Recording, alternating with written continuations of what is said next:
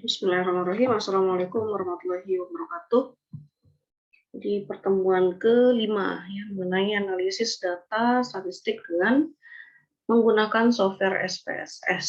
Nah, setelah minggu lalu kita masuk di pertemuan keempat tentang mengedit data ya, mengentry data atau menginput data, entry input sama ya.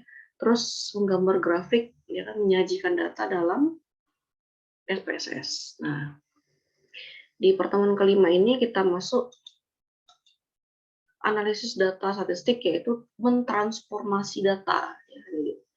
Ya, sama dengan analisis namanya. Nah, interdependensi statistik ini seperti gambar berikut ya. Data dia tahu ya. Data misalnya 100 orang, 1000 orang. Nah, diolah dia menggunakan SPSS atau menggunakan program lain untuk melengkapi statistik atau metodologi. Ya. Nah, yang praktis itu adalah dengan software SPSS atau program lain.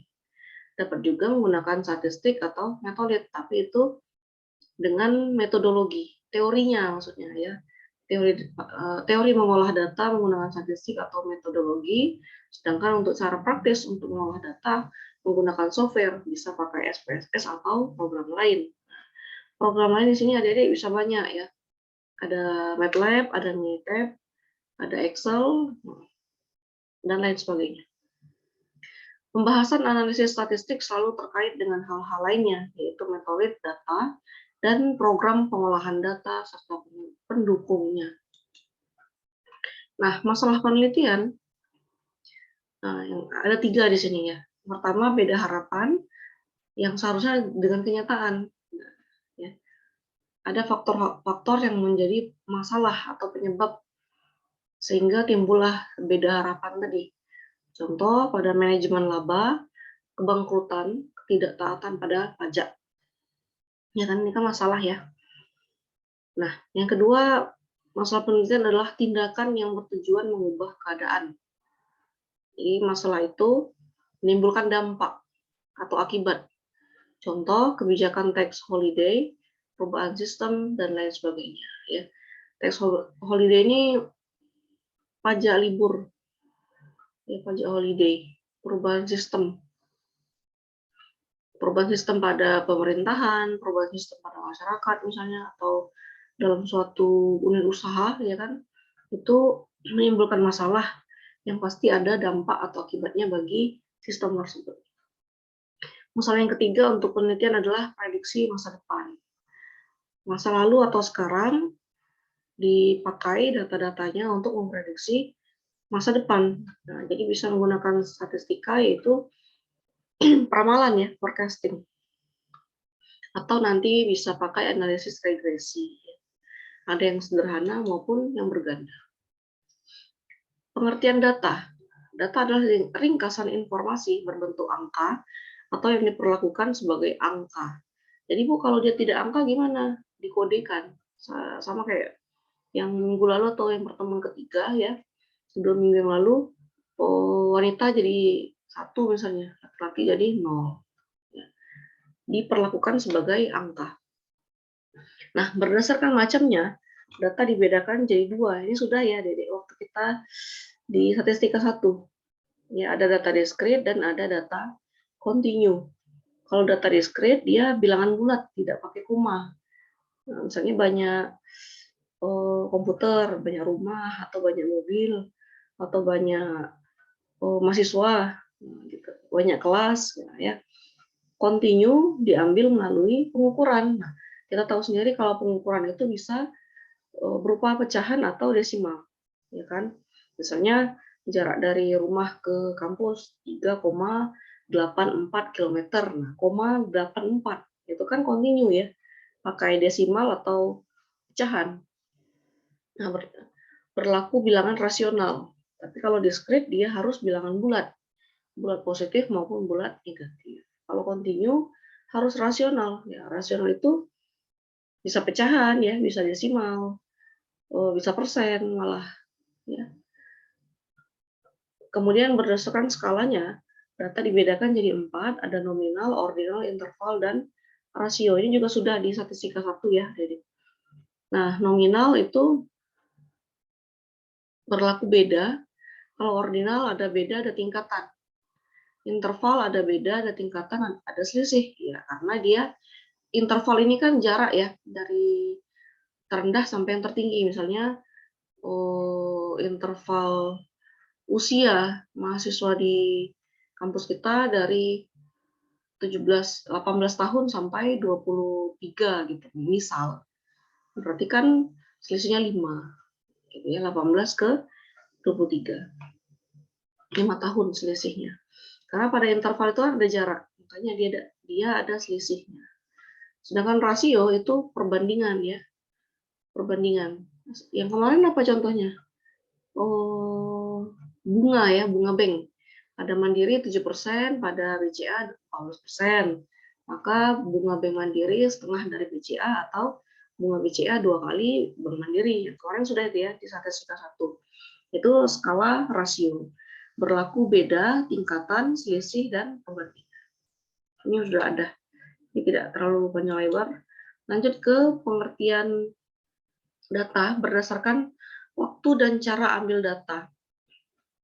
Ada data primer ya, ada data sekunder. Ini primer itu kuesioner survei, ini juga sudah. Di sana ada kerak lintang, yaitu berdasarkan potret satu waktu. Nah, kalau dia data sekunder, ini dari lembaga yang bisa kita ambil datanya. Kemarin contohnya apa? BPS ya kan, atau data WHO, atau data pemerintah ya. Itu berlaku dari waktu, berdasar waktu yang panjang. BPS kan misalnya sensus penduduk 5 tahun sekali misalnya. Nah, itu kan ada waktu atau jangka waktunya ada ya. Kemudian pengertian tentang data membantu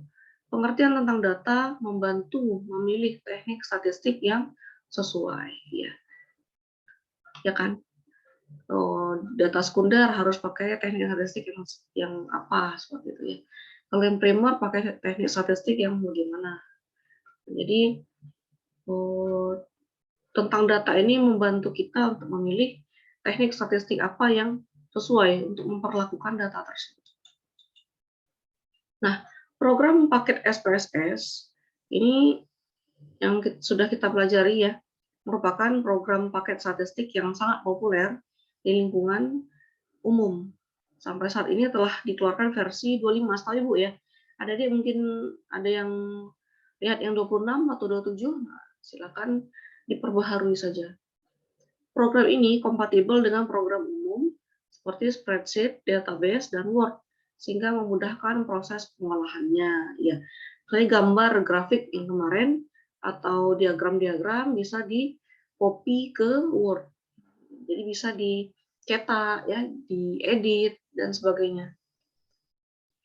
Beberapa program statistik lain yang populer adalah SAS, ya, Minitab, SP+, dan Stata. Yang pernah saya pelajari yang Minitab ini ya, MATLAB juga bisa. Kemudian apa itu?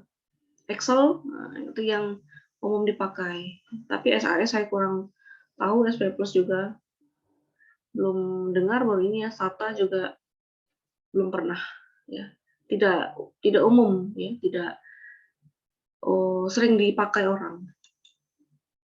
Nah, tahapan olah data dalam SPSS ada 3, memasukkan data, mentransformasi data, menganalisis data. Nah, dalam SPSS ada 3 file Adik-adik.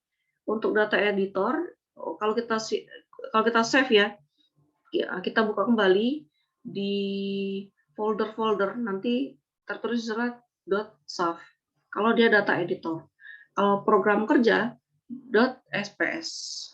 Kalau dia output hasil, itu .spv. Nah, Dedek bisa cek yang sudah di entry kemarin, yang sudah kita input, disimpan, nah, apa jenis datanya, atau jenis filenya. Ya. Langkah 0, penyiapan data.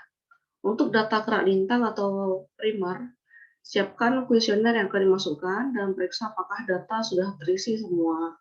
Kemudian berilah nomor atau kode untuk tiap kuesioner untuk mempermudah pemeriksaan.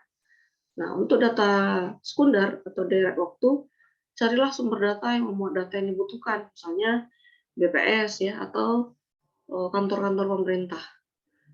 Kemudian langkah ketiga untuk data persiapan menggunakan fasilitas program komputer, yaitu siapkan program SPSS atau program pendukung, yaitu Excel atau Word ya. Ini penyiapan data, langkah-langkah penyiapan data. Kalau dia primer seperti ini, kalau dia sekunder seperti ini. Terus siapkan fasilitas program komputer. Nah, langkah berikut menyiapkan data. Dalam hal ini data primer ya. Kuesionernya seperti ini bisa, atau adik-adik pernah lihat orang bagikan kertas ya kan, ngisi tidak setuju dengan satu, kemudian setuju dengan dua, kemudian sangat setuju 3, sangat setuju sekali 4, misalnya gitu. Dia makin tinggi angkanya, bobotnya juga makin besar. Nah, seperti ini ya. Contoh, 1 sangat tak setuju, 2 tak setuju, 3 kurang setuju, 4 agak setuju, 5 setuju, 6 sangat setuju. Nah, bisa jadi seperti ini. Nah, pada kuesioner tentu ada deskripsi diri. Ada fakultas, program studi, nomor induk, nama ya. Kemudian ini contohnya universitas. Nah, ya ini reputasinya bisa di checklist atau dilingkari biasanya ya. Contoh soalnya seperti ini dia. Nomor 3 misalnya, memiliki mahasiswa dengan latar belakang beragam. Setuju misalnya 5. Nah, dari lingkari yang 5. Ini sudah umum diketahui ya kan. Nah, atau data primer yang lain, buku kode, fakultas, prodi, NIM itu diisi, data kategori, kemudian reputasi ya diisi seperti ini. Di checklist atau di lingkari. Yang kedua, untuk data yang sekunder, kita akan peroleh data seperti ini pada lembaga yang sudah kita ambil ya, yang sudah kita pilih, kita ambil datanya. Nah, misalkan seperti ini. Ini uang beredar luas, terus ada uang beredar sempit dengan kode M1, uang kartal, simpanan giro, uang kuasi ya, terus simpanan berjangka rupiah valuta asing, tabungan rupiah valuta asing, simpanan giro valuta asing, surat berharga selain saham, dan sebagainya. Nah, di sini ada bulan Maret, April, Mei, Juni, Juli. Ada 5 bulan, kemudian datanya juga sudah lengkap. Ya, ini data sekunder, biasanya pada pajak bisa ya, atau bank bisa juga. Yang jelas ini lembaga dari data lembaga keuangan.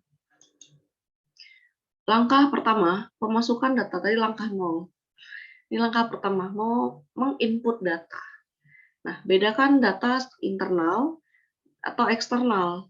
Ya, kalau internal dia pakai SPSS, kalau eksternal pakai program lain. Ya.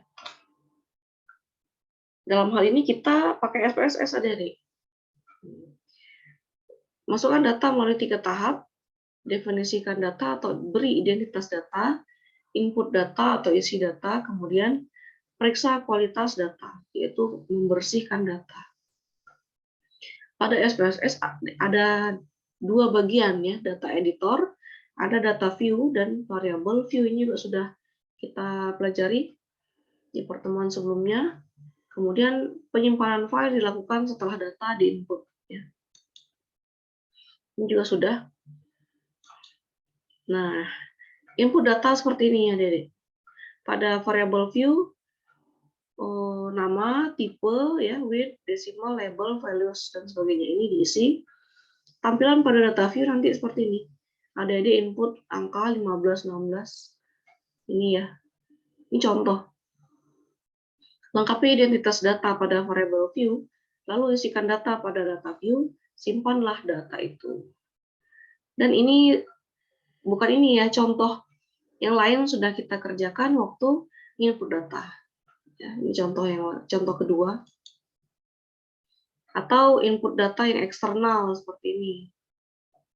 Eksternal tadi bisa pakai SPSS ya. Nah, di input di SPSS di Excel dulu. Excel kan ada kolom A, B, C, D sampai seterusnya. Terus ada baris 1, 2, dan seterusnya di input. Ini berdasarkan kuesioner yang ada. Kemudian diubah ke dalam SPSS. Ya. Nah, input datanya juga sudah pernah. Tapi ini kalau kita pakai Excel, ya, setelah di input Excel yang tadi, kemudian di-save, disimpan. Nah, setelah disimpan, cari file data yang sudah kita simpan tadi, lalu buka kembali. Nah, kemudian copy definisi data ke program SPSS. Udah, kembali ke SPSS untuk melakukan pendefinisian data berdasar penggandaan informasi dari file data yang di Excel tadi. Ya, variable view pada SPSS kita sesuaikan dengan data yang sudah kita input di Excel. Nah, setelah selesai, klik data view, baru isi data atau kopikan data yang sudah ada di Excel. Dikopi langsung kalau dapat ya, atau kalau tidak bisa, diisi data pada data view di SPSS. Paham ya, Dedek? Nah, setelah disimpan, setelah diketikkan data tadi, manual atau copy data dari Excel, baru disimpan dengan nama latihan 1. Ini contoh yang tadi ya. Tapi kita, yang ini belum ya, Dedek. Ya, dari Excel ke SPSS, itu belum. Nah, ini boleh dicoba sendiri. Ya. Langkah kedua, nah ini materi inti pada pertemuan kelima ini ya, Dedek, mentransformasi data. Nah, setelah kita simpan di variabel baru, berdasarkan variabel yang sudah ada beberapa macam. Yang populer adalah compute dan recode. Recode ya, mengkodekan kembali. Compute itu menghitung. Jadi membuat variabel baru berdasarkan variabel yang sudah ada. Nah, compute itu menghitung atau menggunakan operasi hitung. Dilakukan karena variabel baru tidak dapat langsung diperoleh. Nah, jadi kalau pada Excel ini kan sudah umum ya, langsung pakai formula rumus, diketik sama dengan, terus ditulis rumusnya, atau pakai if, ya, perintah if kan ada di Excel. Nah, sedangkan untuk recode itu mengelompokkan ulang data. Dilakukan untuk menyederhanakan distribusi data variabel bersangkutan. Nah, contoh, record usia. Lawless true 19 sama dengan 1, 20 true height, highest sama dengan 2, into kelompok usia. Nah, kodikan usia 19, rendah dari 19 dia sama dengan 1, lebih dari 20 dia dikodekan 2 ke dalam kelompok usia. Itu maknanya. Ya. Langkah ketiga, menganalisis data. Ini sebenarnya belum ya. Jadi pertemuan kelima itu cuma ini ya. Ini boleh dicoba di SPSS masing-masing ya dengan data yang ini. Ya. Kemudian cara mengubahnya dari Excel ke SPSS bisa seperti ini, atau lebih bagus pakai SPSS langsung, ya kan? Pakai SPSS langsung, ya seperti ini tampilannya. Yang ini internal saja kita pakai. Nah, kalau ini kan pakai eksternal. Di Excel dulu baru di copy ke SPSS. Ini 2 kali kerja sebenarnya sih. Cuma terserah adik-adik mau pakai yang mana, internal atau eksternal. Kalau yang praktis ya internal saja, langsung di SPSS. Kemudian tanpa kita kodekan dia sudah muncul seperti ini ya. Kita inputlah data view yang seperti ini. Nah, kalau pakai Excel, di copy lagi ya, atau dikodekan lagi dia. Seperti ini. Jadi 2 kali kerja. Nah, mentransformasi data pakai operasi hitung, compute, atau recode. Nah, untuk analisis ini menggunakan statistik sebagai alat analisis. Teknik statistik dibedakan jadi 2, deskriptif dan induktif.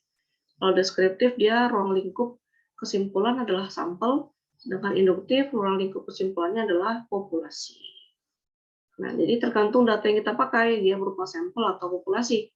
Kalau sampel berarti dia statistik deskriptif. Ya, kalau populasi berarti statistik induktif. Ya kan? Nah, berdasarkan jumlah variabel, analisis dibedakan menjadi univariat, bivariat, atau multivariat. Ya, berdasarkan jumlah variabelnya. Kalau yang sering kita pakai itu biasanya yang 2 variabel ya, X1, X2, atau X dan Y. Kemudian pengambilan sampel untuk induktif adalah dengan metode random. Induktif tadi yang populasi ya, adik-adik, datanya pakai populasi. Berarti metode yang dipakai random untuk ambil sampel, sedangkan untuk statistik deskriptif yang ruang lingkupnya sampel, kita gunakan non-random atau random juga bisa. Jadi untuk deskriptif yang menggunakan sampel bisa pakai random atau non-random, sedangkan yang induktif kita pakai data populasi harus menggunakan random. Ya. Ini masih analisis data, jadi tujuan dari analisis statistika deskriptif adalah mendeskripsikan, membandingkan, melihat pola atau tren, dan melihat hubungan atau pengaruh, atau menghitung malah ya, menghitung berapa besar hubungan atau pengaruhnya. Ini nanti ada di korelasi. Nah, kalau kita belajar analisis regresi nanti ada korelasi di sana. Kalau untuk tren atau pola, ini bisa pada diagram ya, diagram titik atau plot, atau diagram garis, lebih ke pola dia atau tren. Atau bisa peramalan, forecasting. Tren datanya dia meningkat atau menurun. Misalnya gini ya, Dede. Ada data penjualan dari sebuah toko. Nah, di input datanya itu ke dalam SPSS atau Excel. Kemudian kita tampilkan tren gambarnya dalam diagram garis, ya, atau titik plot. Nah, titik-titik itu kan nanti membentuk pola, bisa dia ke arah sumbu X positif dan Y positif ke atas maksudnya, atau malah turun, ya. Kalau trennya atau polanya naik, berarti kita bisa meramalkan untuk berikutnya ada kemungkinan untuk naik. Atau setelah kita input data, kita gambar, kita buat diagram garis atau plot saja, titik-titik saja, trennya turun, nah berarti untuk tahun-tahun berikutnya atau bulan-bulan berikutnya ada kemungkinan datanya bakal turun, gitu ya. Gunanya apa, Bu? Gunanya untuk mengambil keputusan. Ya, kalau seandainya trennya naik, nah, langkah apa yang bisa kita ambil untuk meningkatkan pendapatan ya. Jadi kalau trennya turun, apa saja langkah yang harus kita ambil supaya pendapatan kita tidak berkurang ya, atau sedikit kerugian yang diperoleh. Kemudian tujuan itu dicapai melalui tabel, digambar menggunakan tabel ini bisa pakai manual kayak kemarin ya, pakai aturan Stargast itu bisa sih, ya. Atau pakai statistik hitung menggunakan ukuran pemusatan dan dispersi, ini juga sudah di statistik 1. Atau menggunakan diagram grafik atau korelasi, ya.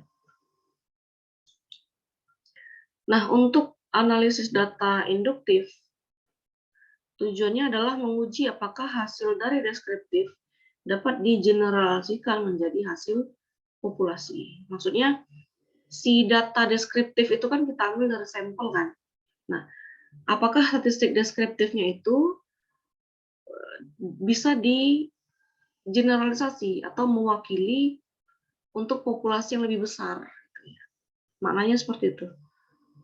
Ya, apakah data dari sampel yang kita ambil itu secara umum mewakili data populasi yang lebih besar. Nah, itu tujuan analisis pada statistika induktif. Generalisasi dimungkinkan dengan prinsip probabilitas dengan tujuan mengukur ketidakpastian atau uncertainty dengan suatu nilai. Kan?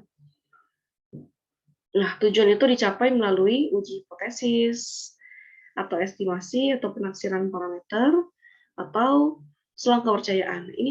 Yang ini sudah kita pelajari juga ya, Dede. Statistik 1 kan sudah nih ya, uji hipotesis. Yang pakai H0, hipotesis awal, kemudian HA atau H1 untuk hipotesis alternatif. Ini sudah juga. Terakhir juga ke sini perginya ya. Itu untuk analisis data. Jadi yang penting adalah di pertemuan ini adik-adik coba untuk mentransformasi data. Ya. Menggunakan rumus. Kita lihat datanya di sini.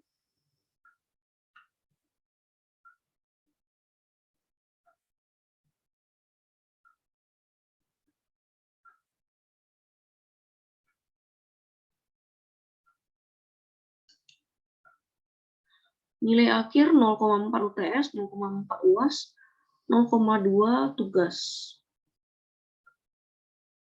Sedangkan data kita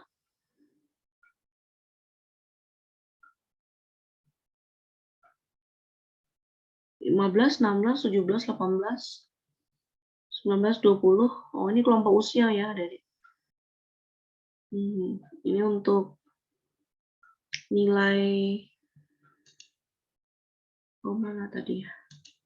UTS, UAS, dan tugas. Anggaplah seperti itu datanya. Ya kan? Karena di sini AA 1A, AA 1B, AA 2A. Tidak jelas, ya. Jadi kita anggap di sini UTS, UAS, dan tugas. Sedangkan yang ini adalah kelompok usia. Jadi nyambung ke perintah transformasi data pada slide ke-15, ya kan? Recode-nya juga nyambung dia, Dede. Lawless true 1 untuk yang lawless true 19 sama dengan 1, sedangkan untuk lebih dari 20 dia 2. Recode. Kalau ini compute menghitung ya nilai akhir. Nah, coba Dede buat di SPSS masing-masing. Datanya yang di slide internal saja kita ambil, yang di slide 12 ya. Silakan dicoba, saya akhiri. Assalamualaikum warahmatullahi wabarakatuh.